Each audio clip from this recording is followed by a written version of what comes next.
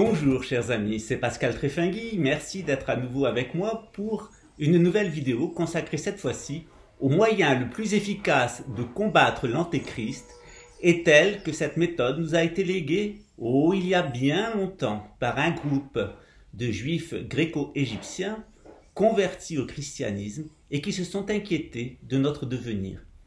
Cet instrument, vous en avez déjà entendu parler et vous le connaissez bien.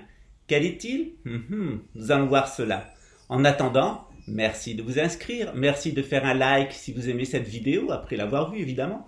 Merci également de faire un like si vous ne l'avez pas aimé, et merci de laisser des commentaires ou de poser des questions si tel est le cas. Si vous le voulez bien, vous pouvez laisser un commentaire à la suite, ce qui nous permet d'être mieux référencés sur YouTube. Ainsi n'est-ce pas plus intime? Quel est cet instrument et qui nous l'a légué? Vous savez qu'il y a quelques années, j'ai publié un livre sur le tarot qui a révolutionné la compréhension de cet instrument. Car jusqu'à présent, nous avions seulement à notre disposition des interprétations plutôt psychiques, plutôt psychologiques, qui faisaient une certaine part au symbolisme, mais qui n'expliquaient ni l'origine du tarot, ni surtout sa signification profonde. Que décrivent ces lames? De quoi ont-elles été inspirées? Quel est leur message? Bien sûr, chacun y est allé de son petit commentaire. J'ai été la première personne, et je l'avoue très modestement, à avoir posé comme postulat et l'avoir démontré que les lames, les cartes du tarot, étaient en réalité des cartes du ciel.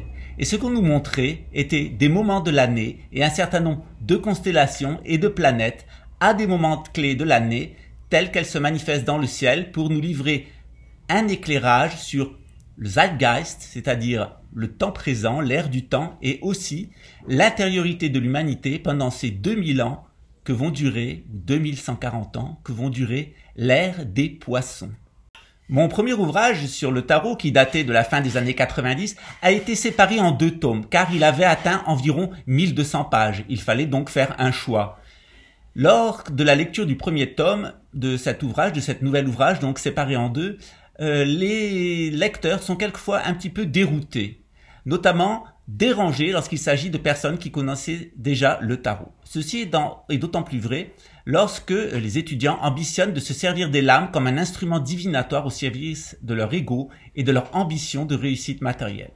Or, le tarot est tout le contraire. Il est un instrument non pas de divination, mais de divinisation de l'homme, car ce dont il est traité aujourd'hui est comment permettre à l'homme de sortir de la matérialité et de retrouver sa condition d'être divin. Pas un homme divin en concurrence avec Dieu, non. Un homme divin, ami de Dieu et qui tire sa propre divinité de la proximité avec Dieu, dans lequel il se connaît et dans lequel il connaît Dieu. Cette remarque est d'autant plus vraie pour un moderne qui, malgré le temps passé et les fortunes parfois considérables dépensées pour acquérir des savoirs, n'en sait pas plus sur sa propre existence et sa propre place dans l'univers que le dernier des petits paysans illettrés du Moyen-Âge. Lui au moins, ce petit paysan, parce qu'il s'inscrivait dans une société traditionnelle, avait une idée au moins confuse de son rôle, de son destin et de ce qu'il attendait après la mort, si ce n'est ce temps de la fin qu'on lui annonçait dans les Écritures saintes. Le ciel, le domaine intermédiaire et la terre. Ainsi aurais-je pu appeler mon ouvrage sur le tarot. Pour l'homme traditionnel, les choses sont claires. Il y a le fixe, le monde céleste, avec ses 12 constellations qui rythment les mois de l'année. Puis il y a le monde terrestre, changeant, avec ses 4 éléments, l'air, le feu, l'eau et la terre. Entre ces 2 pôles, le ciel et la terre, le domaine intermédiaire, encore plus changeant, avec ses 2 astres, le soleil et la lune, et ses 5 planètes, produisant ensemble cette force-forme en mouvement que nous appelons énergie. Dans l'interaction entre le ciel et la terre, l'homme produit des réactions intérieures, d'ordre psychique et d'ordre subtil, c'est-à-dire des émotions émotionnelles et mentales, et les anciens en comptaient 9. Lorsque l'on veut comprendre le système traditionnel, il faut se rappeler que nous vivons dans une planète où sont présents 2 hémisphères. Et ceci, les anciens le savaient, il y avait un bas, l'hémisphère nord, et il y avait un haut, l'hémisphère sud. C'est très clair chez les Chinois et c'est très clair dans les cartes les plus anciennes. Tout ceci serait facile à comprendre, en effet, si la nature n'était facétieuse. La Terre est une boule, et oui, elle n'est pas plate, avec deux hémisphères, où ne serait-ce que le régime des vents et des eaux gire en sens inverse. Vous vous souvenez de vos leçons de 3e ou de seconde sur la loi de Coriolis? En effet, les masses d'eau et les masses d'air se déplacent en sens inverse selon que l'on est dans l'hémisphère nord et dans l'hémisphère sud. Pourquoi ceci n'aurait-il pas de conséquences sur l'être humain? En effet, la position cosmique va déterminer les humains, ou va déterminer chez les humains, deux comportements spontanés. Le nomadisme dans l'hémisphère nord et la sédentarité dans l'hémisphère sud. Nous allons voir de quoi il s'agit et pourquoi nous avons besoin, dans les deux situations, de nous adapter. Voyons maintenant ce que l'on peut dire sur les nomades, les 12 mentors spirituels et cette action particulière du sédentaire chaman. Les nomades sont naturellement orientés vers le ciel, comme le reflète leur structure sociale.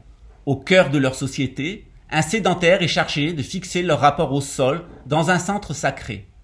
Autour de ce dernier vont graviter les 12 clans de la nation, comme par exemple les 12 tribus d'Israël que vous connaissez bien, qui vont donc circuler autour du sanctuaire de Jérusalem. Cette organisation se retrouve dans le chamanisme d'Amérique du Nord avec les roues de médecine par exemple. La société des nomades s'organise également comme une pyramide. La richesse est aspirée vers le haut, vers les chefs de clan qui la détiennent, et elle va ensuite redescendre cette richesse de degré en degré le long de la structure sociale. Le chef aspire la richesse et la redistribue vers la base. C'est la structure du nomadisme tel qu'il est conçu idéalement. Le rôle principal de ces grands chefs de clan est le divertissement général. Effectivement, dans ces sociétés chamaniques, on aime la danse et on aime le chant qui sont les modes privilégiés de communication sociale, mais on respecte également des lois, des tabous qui sont inhérents à chaque clan. Le point fixe vers lequel les nomades se dirigent annuellement, comme par exemple le centre caravanier de la Mecque pour les tribus arabes, sert de dépôt terrestre où est entreposée la mémoire des ancêtres et les objets sacrés du culte. De quoi s'agit-il? Généralement, ces objets sont une hache, en rapport avec le feu du ciel, la foudre et le tonnerre, et également le bois, qui sont des symboles masculins, et la jarre, qui est en rapport avec l'eau, ainsi que la pierre ou l'argile qui sont des symboles féminins. Donc nous avons d'un côté des symboles masculins, le bois et le feu, la foudre venue du ciel, et de l'autre côté des symboles féminins comme la jarre ou la pierre ou l'objet d'argile qui sont des symboles féminins. Cet objet d'argile contient parfois les cendres des ancêtres et tout simplement parce que le site dans lequel est conservée la mémoire des nomades par ce sédentaire sacré est généralement une construction en cube entourée de pierres concentriques ou alors une grotte orientée qui sont interprétées comme une sorte de matrice originelle dont sont issues les 12 nations. On retrouve cette organisation à Stonehenge en Grande-Bretagne qui disposait il y a 4500 ans de 2 sanctuaires dédiés à la religion du taureau. Un sanctuaire de pierre dédié au culte des ancêtres et un de bois dédié aux vivants. On y venait annuellement de toute la Grande-Bretagne et du continent en rapport avec les solstices et les équinoxes, en particulier au mois d'octobre qui marquait la fin de l'année à l'époque du fait du mécanisme de précession des équinoxes. Il nous est parvenu de cette lointaine époque de culte les fêtes de la lumière, par exemple la Toussaint, et celles de la vitalité, comme par exemple à Pâques, le 1er mai à l'époque, qui revêtaient alors un sens tout à fait différent et qui ont été recouverts au fur et à mesure des époques des significations des nouveaux cultes. Voyons maintenant quelle est la condition des sédentaires. Les sédentaires sont divisés en 4 castes et ils sont regroupés autour d'un nomade sacralisé. À eux, ils sont fixés au sol, car chez les sédentaires, l'orientation est inverse. On regarde la terre et on place au cœur de la cité un cercle où séjourne un nomade sacralisé. Il est chargé, au cœur de l'année et au cours de l'année, de visiter l'Empire pour y diffuser son influence. Pendant l'ère du taureau, ce nomade sacralisé revenait dans la cité centrale en octobre où il éditait vers les 4 directions les édits pour la nouvelle année. C'était par exemple le cas en Chine où la cité interdite disposait de 12 ouvertures réparties dans les directions cardinales. L'empereur se plaçait face à chacune de ces directions, de ces 12 portes, et dans les 4 directions cardinales, 12 portes, et il donnait donc les édits pour l'année à venir, les nouvelles lois qui allaient s'appliquer aux sédentaires après les avoir consultés dans les 11 mois de sa pérégrination annuelle. Cette organisation, elle vise à maintenir une respiration entre les 4 castes du clergé, de la noblesse, des producteurs et des serviles qui correspondent aux 4 éléments cosmogoniques et aux mentalités qui en découlent.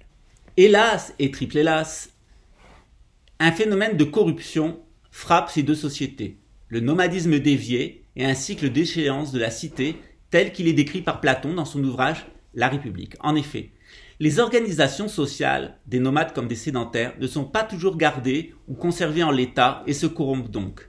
Le nomadisme dévié tend à se substituer au nomadisme régulier et il va transformer la chasse pour le gibier en une chasse, une prédation dirigée vers l'homme. C'est la razzia qui est menée contre les sédentaires et qui attaque leurs caravanes.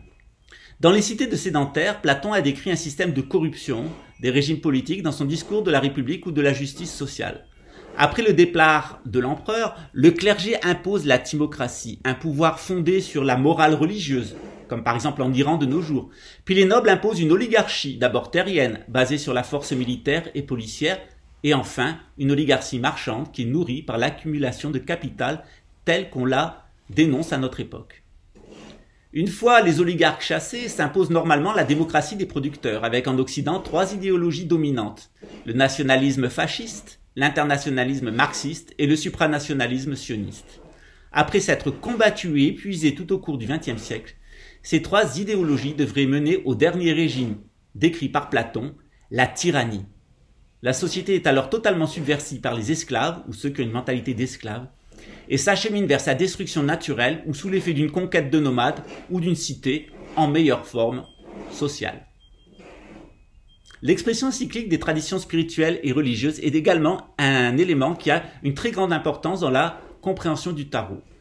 À ce phénomène que je viens de décrire de corruption s'ajoute un phénomène de modification des cultes qui est lié au mécanisme de la précession des équinoxes.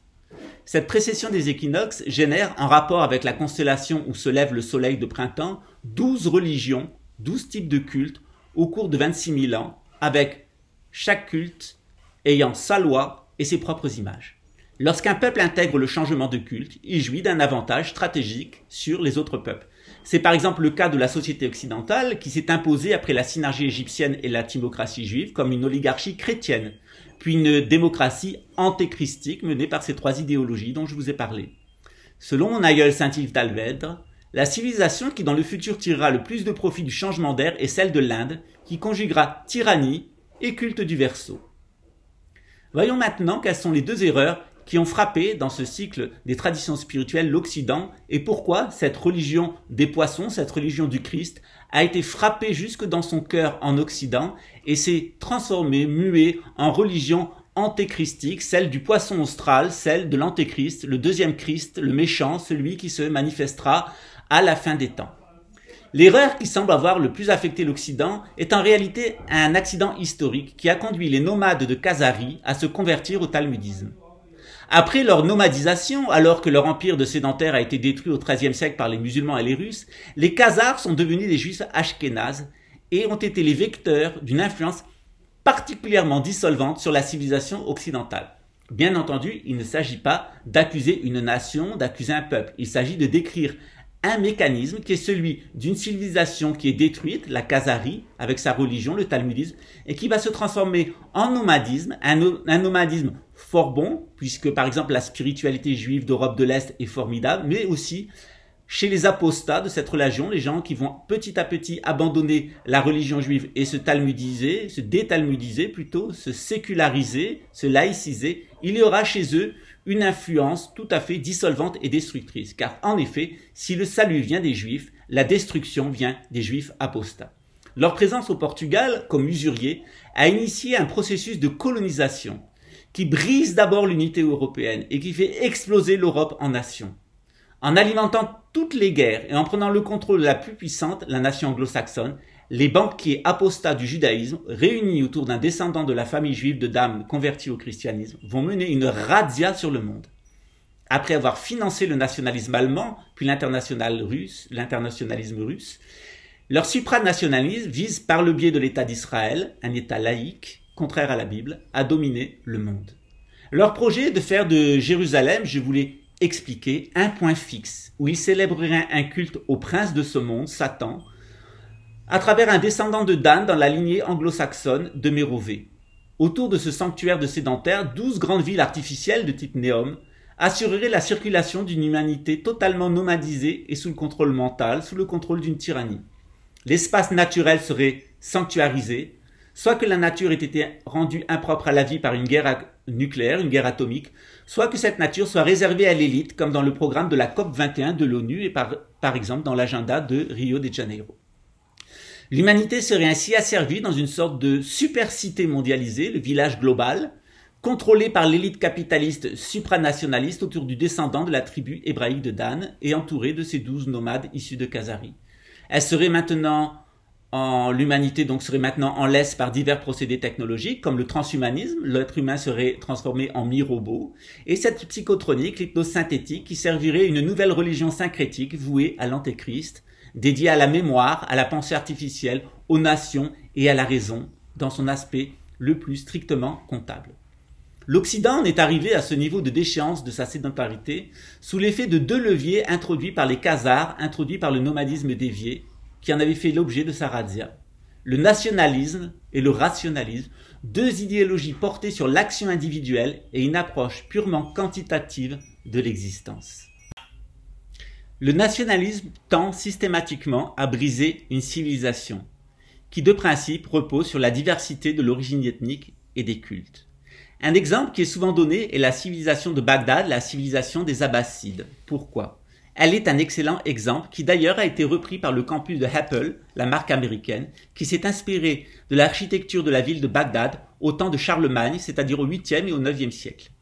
Steve Jobs, contrairement à Bill Gates, a toujours refusé de travailler avec les militaires et les services secrets qui sont portés au nationalisme et au super-rationalisme en Occident. Au contraire, Steve Jobs a toujours suivi son intuition et voulu une version civile et non point militaire de ces logiciels. Pourquoi ? Et pourquoi s'est-il inspiré du modèle de Bagdad ? Bagdad, c'est tout simplement là où on fabriquait les ordinateurs high-tech de l'époque, c'est-à-dire les astrolabes, des objets de navigation qui permettaient de se diriger dans le désert en se repérant sur les étoiles. Avoir un bon astrolabe permettait de gagner 2 semaines à 3 semaines sur un trajet à travers l'Arabie. Il fallait remettre ces astrolabes à jour régulièrement, ce qui faisait de Bagdad un centre scientifique particulièrement important. Bagdad était la capitale mondiale des mathématiques, une ville cosmopolite qui unissait tous les talents, toutes les ethnies et toute la religion. C'était la Silicon Valley de l'époque, la Salam City. Et pourtant, la ville de Bagdad a été commanditée par un empereur musulman. Oh, curieux. Mais dont le premier architecte était juif. Le deuxième architecte était zoroastrien, le financier était chrétien et le maître d'œuvre était bouddhiste. Quel bel exemple de collaboration civile. C'est ce Bagdad que nous aimons, ce Bagdad avant le pétrole, car regardons ce que Bagdad est devenu de nos jours sous l'influence de ces deux parasites de l'Occident, le nationalisme et le rationalisme.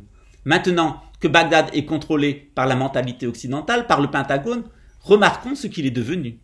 Et que peut-on en conclure ? L'économie du matériel, l'économie de la nation, c'est-à-dire la rationalité, c'est une économie qui divise.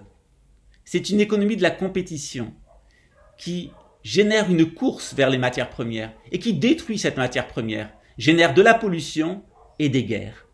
À l'opposé de cette course folle vers l'élimination, vers la supériorité et l'accaparement, une économie de civilisation est une économie de la connaissance, une économie qui élève, qui construit, qui bâtit de l'intelligence et qui génère du bonheur. C'est une économie où la somme de 1 plus 1 n'est pas 2 mais 3.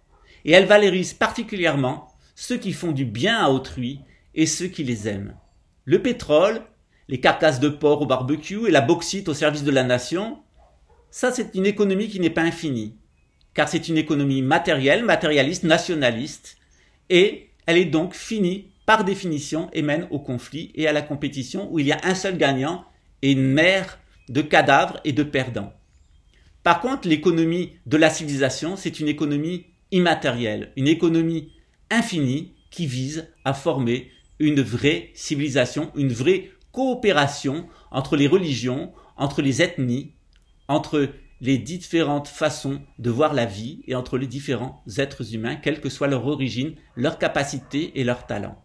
Une croissance basée sur la connaissance, c'est une croissance basée sur l'intuition et le futur, et non pas sur la production, qui est le savoir et le passé. Ce serait une croissance infinie que revenir à cette civilisation où toutes les religions collaborent entre elles sans différence ethnique.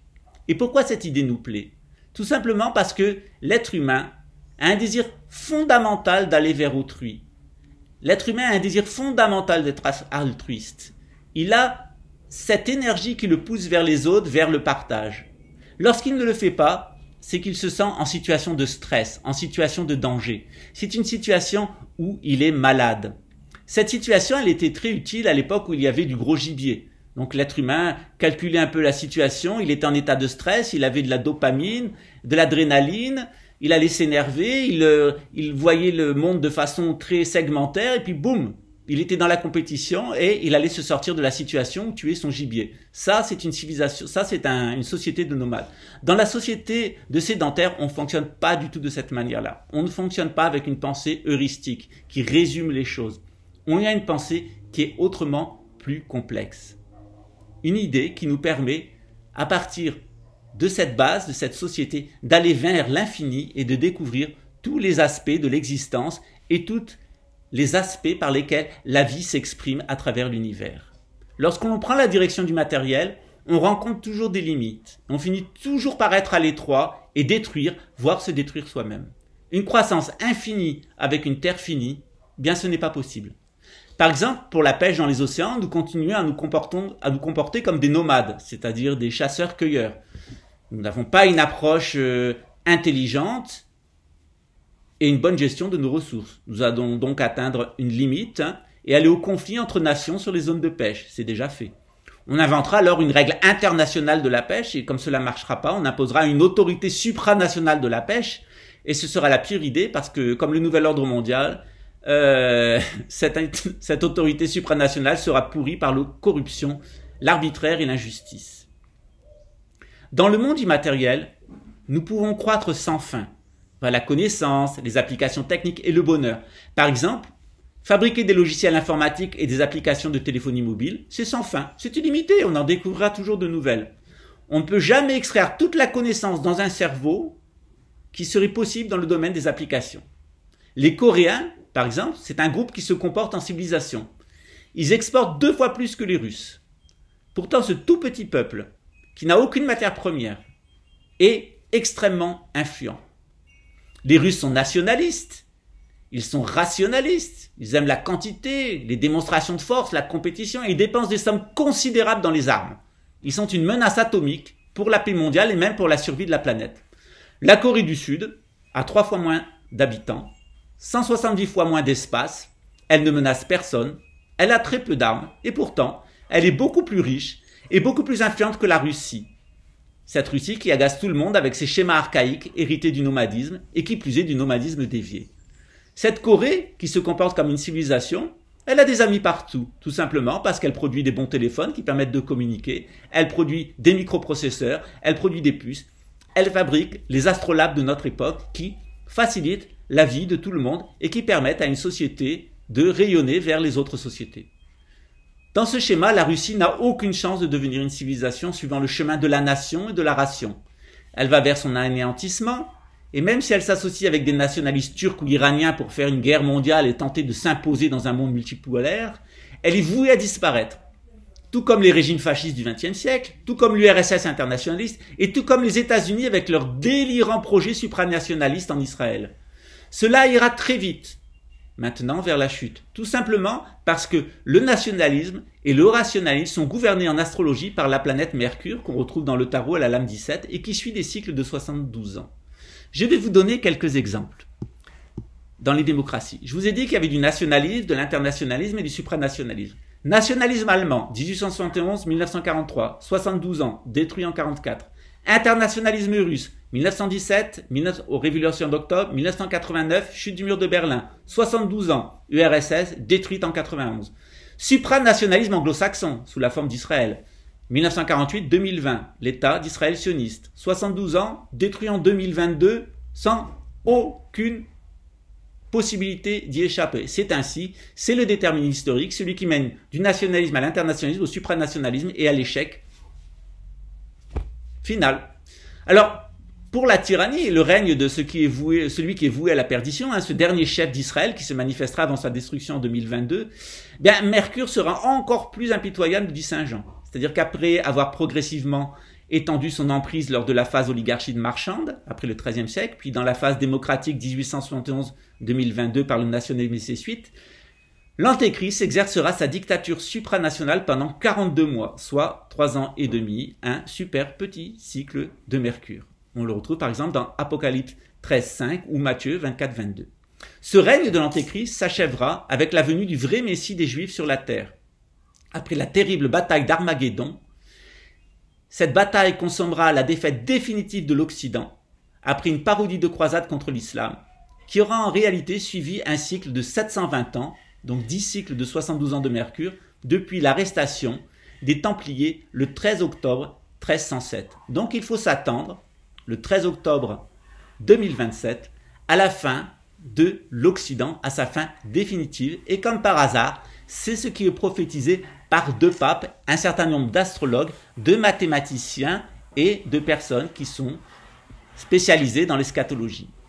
La civilisation occidentale héritière de l'Égypte aura cessé en 2027. L'Antéchrist et le faux prophète seront jetés dans les temps de feu et l'action de Satan sur la terre cessera pour une durée de 1000 ans. Vous voyez, Mercure a gouverné l'Occident en 10 cycles depuis la destruction de l'ordre du Temple en 1307 et elle amènera en 2027 à la destruction définitive du nationalisme et de ses suites.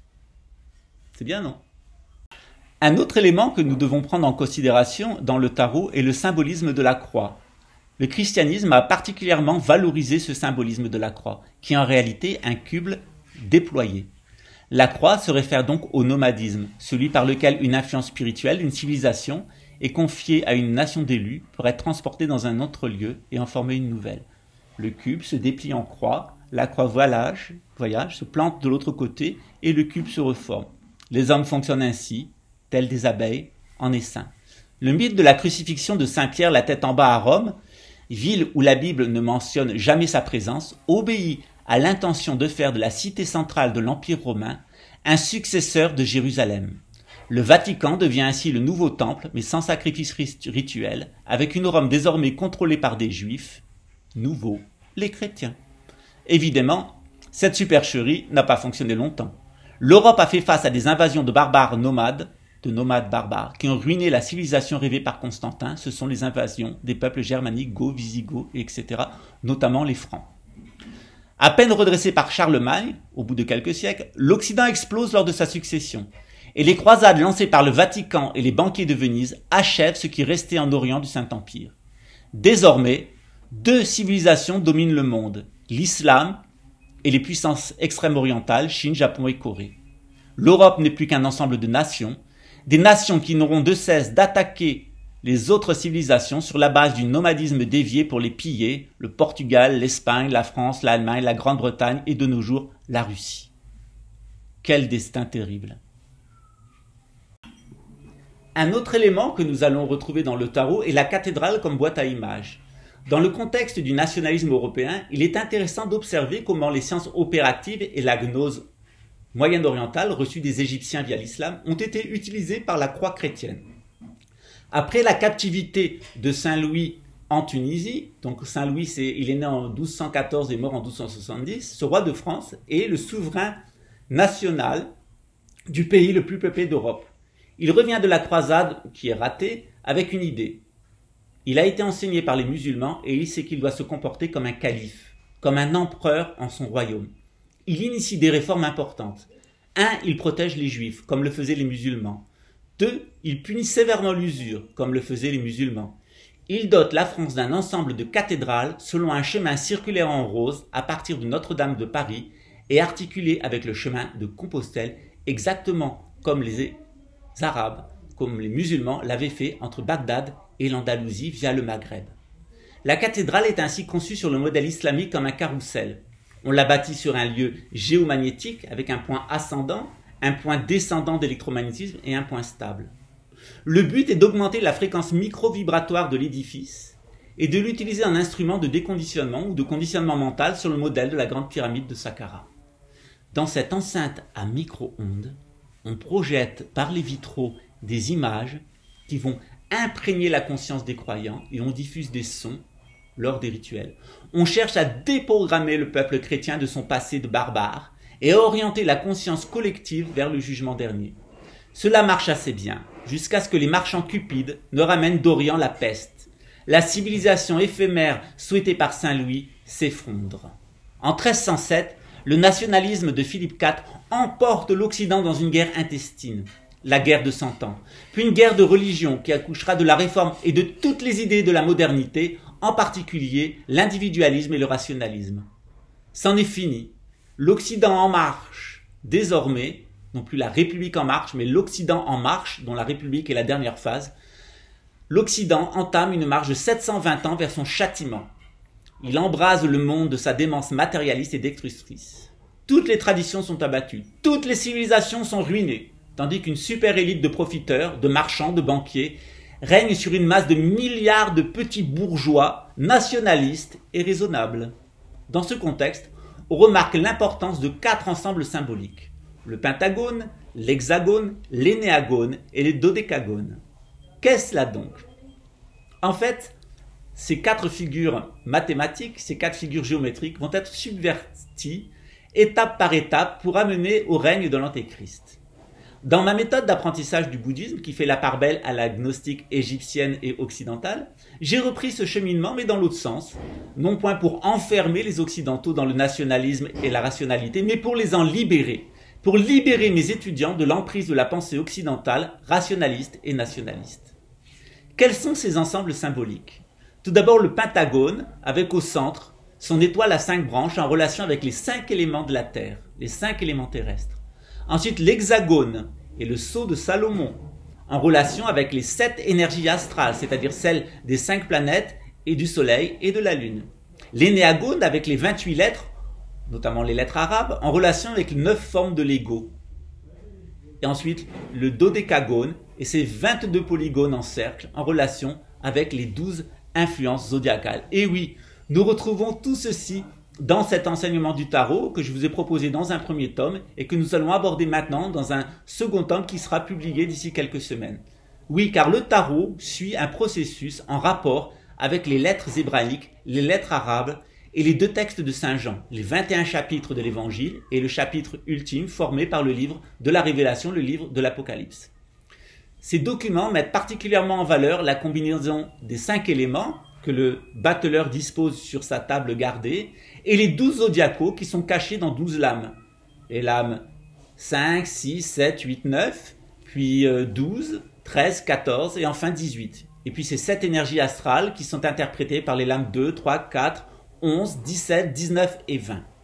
Le tarot nous offre une méthode gnostique de cheminement spirituel dans l'application divinatoire et le degré le plus bas d'interprétation. Hélas, ce degré d'utilisation du tarot, le plus bas, est celui qui est le plus utilisé couramment, conformément à la mentalité moderne de tout rapporter à la réussite matérielle et non à la connaissance de soi en Dieu. Dans plusieurs vidéos que vous avez sans doute vues sur YouTube, j'ai pu insister sur la manière dont les groupes d'illuminés s'inspiraient de la gnose, notamment de la gnose maçonnique et égyptienne et aussi de la Kabbale, pour former cette tyrannie du gouvernement mondial et comment les différents rites de massacre qu'ils mettaient en œuvre sur cette planète avec la complicité de nos services secrets et les lâches qui y travaillent, qui nous écoutent et qui complotent au service de cette élite contre les peuples, contre l'humanité, comment ils utilisaient la gnose et ses chiffres. Et effectivement, en connaissant le tarot, vous allez découvrir la signification profonde de la plupart de ces rituels sataniques qui sont commis par l'élite globaliste et notamment, parce qu'elle ne les commet pas elle-même, par les gens de nos services de renseignement qui forment des terroristes, qui les payent ou qui les suggestionnent afin de commettre ces horreurs. Nous y reviendrons dans une prochaine vidéo. Je ne saurais vous inviter à lire mon premier ouvrage sur le tarot, sur cette gnose, cette lumière venue d'Égypte. Et dans quelques semaines, et ce sera sans doute déjà fait au moment où vous recevrez cette vidéo, vous pourrez acquérir une explication de toute cette géométrie, de toutes ces mathématiques particulières qui sont à l'intérieur du tarot et la signification de ces 22 lames en relation avec les lettres hébraïques, les lettres arabes, l'alphabet adamique et 22 groupes d'étoiles que nous pouvons observer dans le ciel au cours de l'année au cours de cette grande année de 2140 ans qui est l'ère du poisson. C'était Pascal Tréfinguy, je vous remercie pour votre attention. N'oubliez pas de vous inscrire, de faire des likes, de laisser un commentaire si vous le souhaitez. Et je suis à votre disposition pour les questions qui vous viendraient à l'esprit. À très bientôt.